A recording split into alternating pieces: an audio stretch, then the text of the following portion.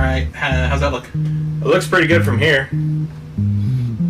You know, one thing I was going to talk about is how I didn't play the first one, and you know, it looked kind of stupid to me. Yeah. And I didn't have a Wii U anyway, so I mean, after playing Splatoon 2, I feel like I have, you know, some inkling of how good it is.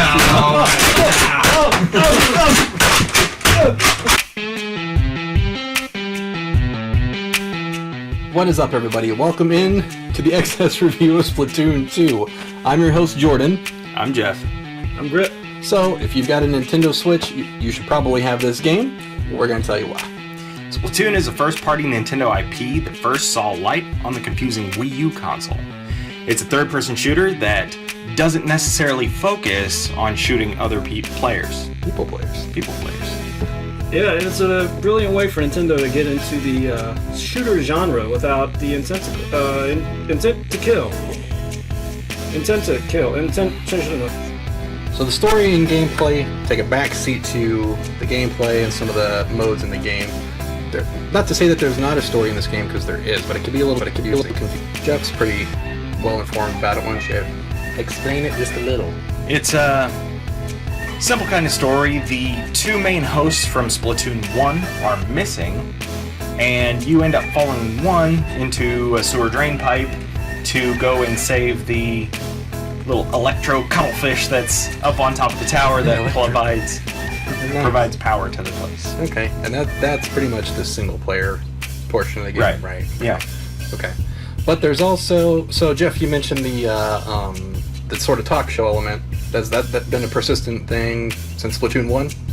Yeah, it was actually the two other hosts, the one that you actually end up following. Okay. Those were the hosts originally, Gotcha. But we've got two new Okay. ones to talk about. So for first-time players like Grip and myself, I didn't know you were a little bit surprised by the whole talk show element. I was thrown. I was like, all right, this is like a nice introductory tutorial type deal.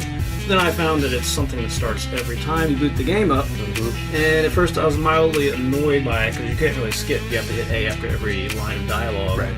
But then after time I started understanding and seeing how it has value, because then they switch the levels out, you know, all the time. It gives you a lot of good ways of checking out the updates that they had to the game. So yeah. So really, they use it to lay out the different gameplay modes and what's taking place for the day.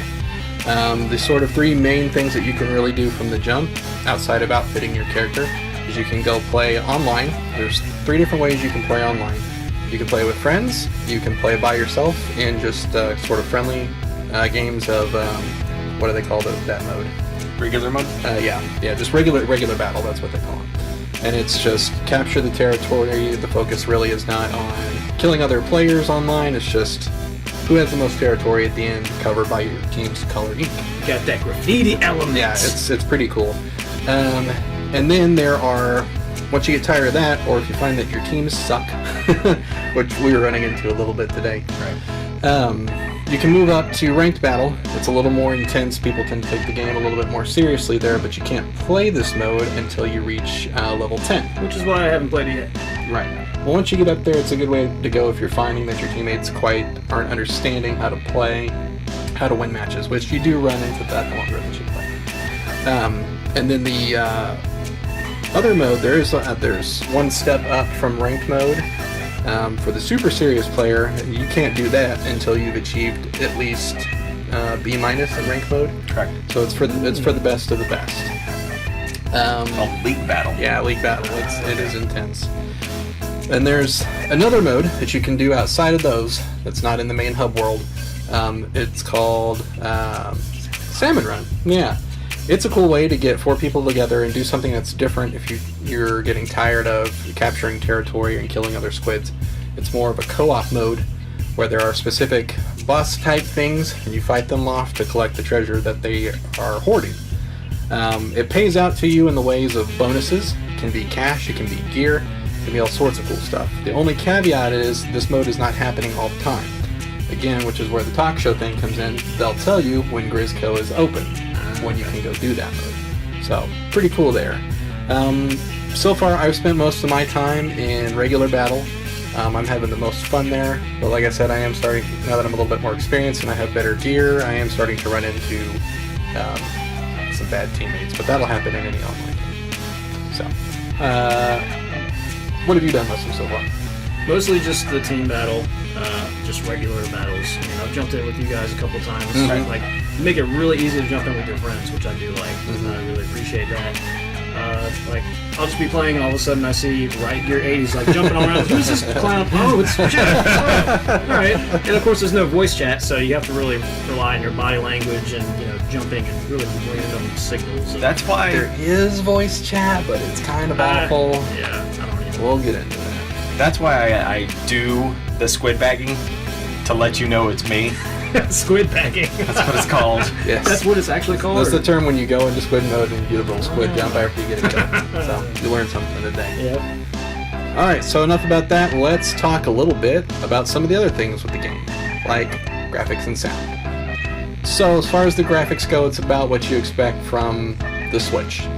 Not necessarily super next gen, ultra high def realism, but Nintendo never really tries to go for that. They keep their aesthetic, but by golly, is it super polished. Looks really good on the Switch in handheld mode and in TV mode. One of my favorite parts graphically about this game is if you are into punk, hip-hop, graffiti culture, this game has got you covered from the threads down to the music.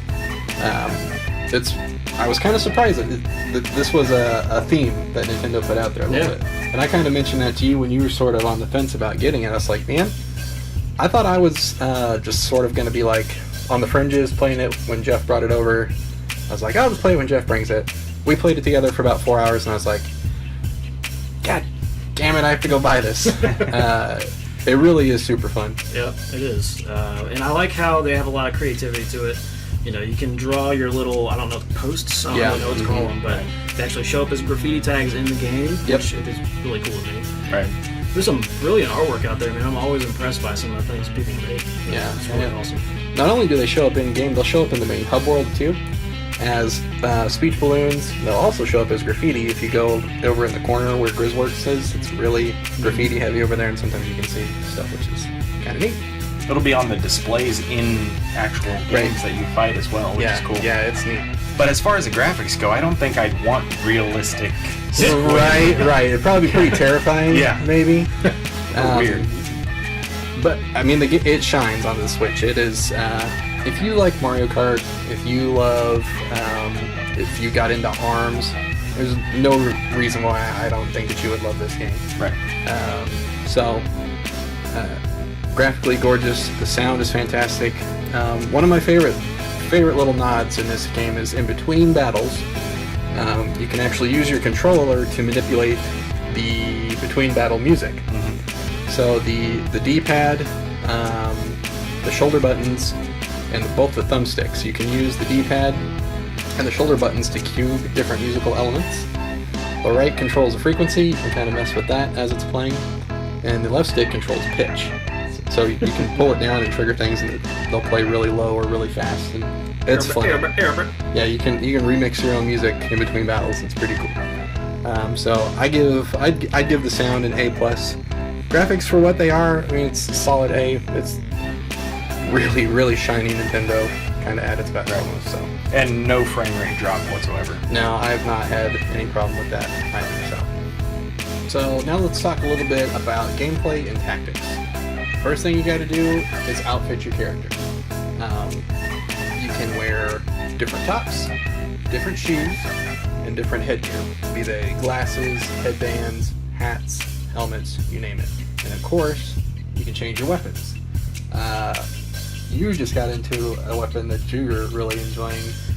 The melee style weapons, like the brushes and the rollers, those are really cool to me. They kind of change up the whole dynamic of the game, because I thought it was just going to be strictly a shooter. I didn't know they had melee style weapons in the game. Yeah. So it really does change how you play too. The way you just kind of run around. You can do the same thing with the paintbrush too, but I just really like how they handle, and the customization was a big selling point for me too when I was on the fence about it. So. Yeah, like we said at the top of the show, you don't have to kill the other team to win the game. Your goal is to cover as much of the map in your team's colored ink as possible, and there's a bunch of different ways to do that. So like we said, first thing you gotta do is outfit your character with the gear that works for you. Every piece of gear has slots that unlock different abilities. Right. You want to talk about some of those a little bit? Yeah, your first slot is always locked. You start off with a base Ability. yeah. And then as you progress through regular battle, you actually unlock the existing slots as you go along. So you can power up your abilities with, say, Ink Saver or special weapon power up, or bombs don't work as well against you. Run faster, Right. swing faster, all sorts of cool little stuff. And one of my favorite things is that you're not necessarily stuck with the types of abilities that are on here. There's a guy that hangs out in the main hub area who will do what he calls scrubbing your gear.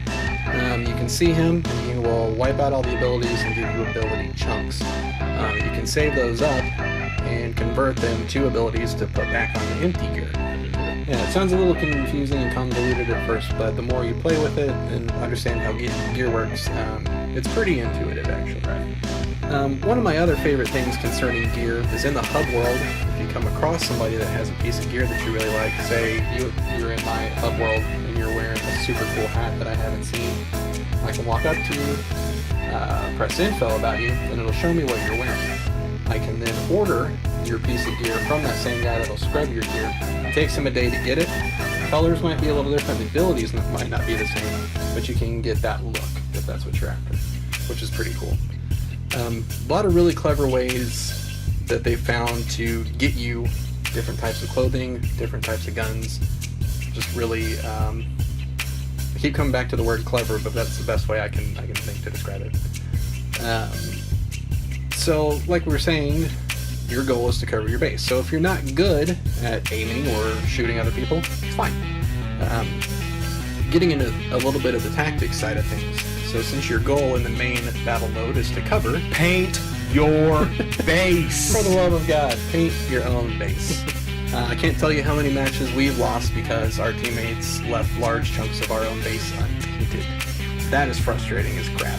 So that's goal one, is paint your own base and then rush forward. There's a lot of cool things that you can do. Some maps will have to where you can get into the player's base. Some maps you can't. The maps that you can, if you find that you're getting overwhelmed, there's a cool little thing that you can do that you and I sort of worked out today. I'm sure other people are doing it, but it's one of our favorite things to do when we're on the same team. A lot of times the enemy will be holding the central area and they're trying to hold you back from even moving forward. So the trick is to go around them. And you find a spot in the back and you can sometimes get into their base, then paint the entire thing. Once one of your teammates kills them, they'll be stuck back behind their own lines trying to paint their way out. It's pretty cool. If you find that you're getting pressed in, or all the fighting's taking place in the center rather, and all that's happening is people are dying, you can say, screw that, I'm gonna go win this game, go into their base, paint it, then they have to deal with that, and that draws them away from the center. You can sort of reclaim that space, and maybe get a few splats on the way. It's pretty cool. It's a really great tactic if you're playing with people that you know and that are aware of it, because you can, I don't know if you know this, that you can spawn to other people. I haven't even tried it yet. So, yeah. Anytime you're in the game, you can pull up the minimap and spawn to one of your teammates. This is a great thing because, like we were mentioning, if we're employing the getting to the enemy's base tactic, say Jeff gets in there, I can bring up my map, see he's there, teleport right to him, help him cover the thing, we're out. Odds are we're winning that match. There are some cool secondary in the grenade slot. There's some weapons have a spawn point. That's true. Where you can go somewhere, clunk down a spawn point, and then your team can spawn to there. Yeah. And you don't even have to be there anymore. Yeah, secondary abilities are really key to taking spots too. There's everything from, there's something called the curling bomb. It looks like a curling stone from the sport curling, and you just throw out a dozen of these things any direction you want. There are, of course, grenades. There are ink clouds, like rainstorms that rain ink. Make it rain! There are missiles that you can track other squids with. There's, what else am I missing? There's all sorts of crazy stuff. There's the sniper rifle one, What the is the mega suction laser. bomb? I haven't even really seen that. That's based like your basic That's- grenade. yeah. You can chuck it at a wall and it'll stick. It's it's kind of cool. So if you're fighting somebody around the corner, you just like grenade, and they come around and splat their day. It's kind of cool. One of the other tactics that we like to use is Jeff will bring the sniper rifle, which I forget what it's called in this game, but he'll grab that, and then the special ability, the laser, the super laser. Right. And so he can kind of create a line to keep the other team back from while everybody else is painting or advancing forward. Some of it's, you kind of have to take it with a grain of salt, because some of it is map dependent. One of the things that I don't necessarily love about the game is there's not a whole huge variety of maps right now. I'm sure that'll change in the future. But right now there's about 8, I think. And they change. There's 2 maps to play, and it rotates every 2 hours. Some people love this, some people hate it. I love it when they're on maps that I like. I hate it when it's on maps that I hate, and I keep getting the same map that I don't like over and over and over. That can get kind of frustrating. But it does force you to get better at those maps that you don't like. Yeah. So when other maps come up, you're ready for them, which that's pretty cool that way. So have you figured out any tactics that you like to use? Not so much. I'm just trying to kind of feel out what works and what doesn't. Yeah. I'm just constantly finding new stuff that you can do, like you guys are talking about. So that's what really is cool about it. It's just so many different ways to approach it. Yeah, it's fun. It really took, for me, it took the wind out of the sails of the game ARMS. I was sort of on the fence about that, and then I played Splatoon, and I was like, Right. I'm done with that. I'm on to Splatoon. So that's just a bit about the gameplay and the tactics. It's really enjoyable. If you've played Breath of the Wild and you like the aim with the controller, but you can also use the stick that you use for the bow aiming, you'll like the aiming in this game. It's very similar, very intuitive, really easy to use. I don't know, I think that's about it for gameplay, unless you guys got anything else you want to mention about it. I think that about covers it. Because you covered. So overall, I say get this game. If you've got a Switch and you've got $50 burning a hole in your pocket, go buy Splatoon 2. I don't think you'll regret it. What do you think? I think, other than the voice chat being junky, this game is an outstanding game. So I says buy it. See you online. Well, anyway you paint the portrait, it's going to be a good purchase. Seriously, though, it is a lot of fun. It's very accessible. Any age can appreciate it. Really nice twist on the shoot 'em up genre, and a myriad of weapons and abilities and just stuff that keeps it fresh. Yeah, fresh. I think my only gripes really are just like you said, the voice chat. It's kind of wonky, and some of the online options I feel like in 2017 Nintendo could be doing better. I don't like that when we're playing together we aren't always on the same team. Sometimes it splits us up. That's kind of frustrating when you play 6 matches in a row. You want to play on the same team as your friend and it's not happening. Not that couldn't be fixed with updates down the road, who knows. So really, but they're kind of negligible, I think, because I still have fun even when we're not on the same team. It's fun to splat you guys. Right. But I have more fun when we're playing together. Right. So that's my only gripe. So like I said, pick it up. Let us know what you thought. Did you buy it yet? Do you love it? What is your favorite weapon in the game? Are you a melee person? Are you a long ranger? Or do you like the shotgun maybe, the splatter shot? Personally, I like the arrow spray MG. Covers a lot of ground, shoots really fast. I'm just that kind of guy. So leave us a like, leave us a comment down below. XS Show, we do videos like this every week. We talk about video games, we talk about action figures, we talk about just about anything. If you've got an idea for an episode, leave us a comment. Send us an email. We have an email address somewhere. We'll put it on the screen once we remember what it is. One thing I would like to take this opportunity to say is for many, many years, Nintendo, I've been waiting for Mario Paint to come back out. And since you're in such a painting mood with Splatoon 2, why not just transition real smoothly into Mario Paint for Switch? It can be done. It's a perfect fit. Just make it happen, please. Mario. Thank you. Mario Odyssey Paint. Who knows? We'll see. So as always, guys, thanks for watching the XS Show. We'll catch you next time. I've been your host, Jordan. I'm Jeff. See y'all next time. Bye.